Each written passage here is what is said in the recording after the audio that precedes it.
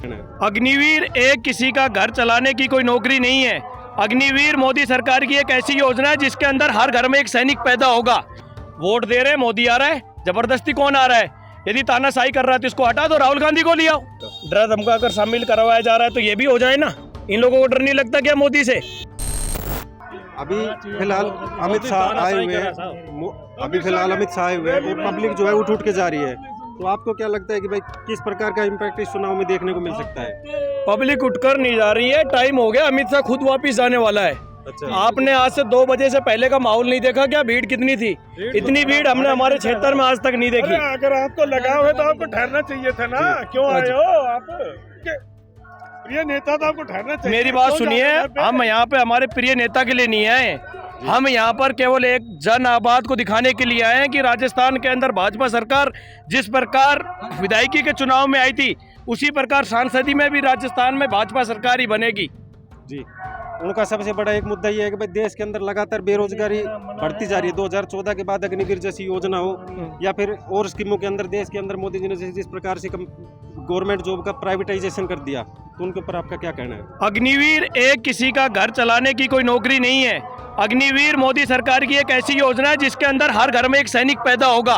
यदि कभी भारत के अंदर भारी आक्रमण होता है तो आंतरिक सुरक्षा के लिए इन जवानों को प्रयोग में लिया जाएगा, ना कि ये किसी का अपनी जेब में।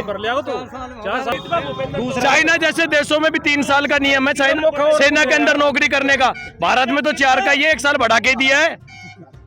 दूसरा उनका सबसे बड़ा मुद्दा यह है कि भाई मोदी जो है एक प्रकार से अपने बिजनेसमैन साथियों को बढ़ाने की कोशिश कर रहा है, अडानी का, और उनका साथ दे रहा है, और वो गरीब आदमी को दबाने की कोशिश कर रहा है। उनकी सुनवाई नहीं हो रही है, एक प्रकार से तानाशाही जो है वो कर रहा है देश के अंदर। तो इसको मेरी बात सुनिए, तानाशाही किस प्रकार से? लोकतंत्र एक देश है, वोट दे रहे हैं, मोदी आ रहा है, जबरदस्ती कौन आ रहा है?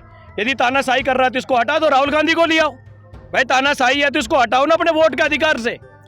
वो कह रहे हैं कि भाई ईवीएम के अंदर भाजपा सबसे बड़ी गड़बड़ी करती है, तो इस चीज को आप कैसे देखते? यदि ईवीएम में गड़बड़ी हो रही है तो वोटिंग करने मत जाओ ना, और फिर जीत के दिखा दे मोदी। यदि ईवीएम में गड़बड़ी है, नहीं जहाँ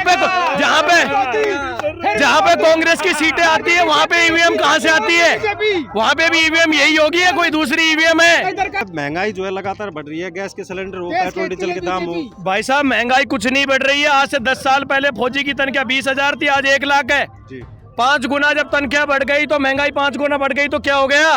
कांग्रेस परिवारवाद है और परिवारवाद ही रहेगा, बना रहेगा। एक ये भी मुद्दा है कि भाई सबको साथ लेके चलना। वॉशिंग मशीन बन चुकी है। विपक्ष के जितने भी नेता आते हैं उनको जो है EBCDI से मुक्ति मिलती है बीजेपी में शामिल होने से, और उनको जो है जबरदस्ती और डरा धमका कर बीजेपी में शामिल करवाया जा रहा है। इस बात के ऊपर क्या विचार है आपका? डरा धमका कर शामिल करवाया जा रहा है तो ये भी हो जाए ना। इन लोगों को डर नहीं लगता क्या मोदी से? केवल जो भाजपा में शामिल हो रहे हैं विपक्षी पार्टी के नेता, उन्हीं को डर लग रहा है। इनको भी डर लगना चाहिए, ये भी शामिल हो जाएं और ये भी अपना घर बनाएं।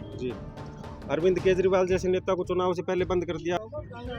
तो मेरी बात सुनिए, अरविंद केजरीवाल जैसे नेता को बंद कर दिया, आपकी बात बिल्कुल मानता हूं।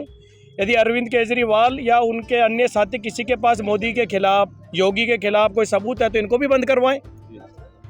दूसरा ये कहते हैं कि भाई धर्म की राजनीति मोदी कर रहा है, तो आप जो है मोदी को धर्म के या विकास के नाम पर किस मुद्दों के ऊपर आप मोदी को देखते हो? देखो, हम तो दोनों चीजें देखते हैं यहाँ जी, धर्म भी देखते हैं और विकास भी देखते हैं। यदि धर्म ही नहीं रहेगा तो विकास क्या होगा हमारे यहाँ का? जी, धर्म तो सबसे बढ़कर है।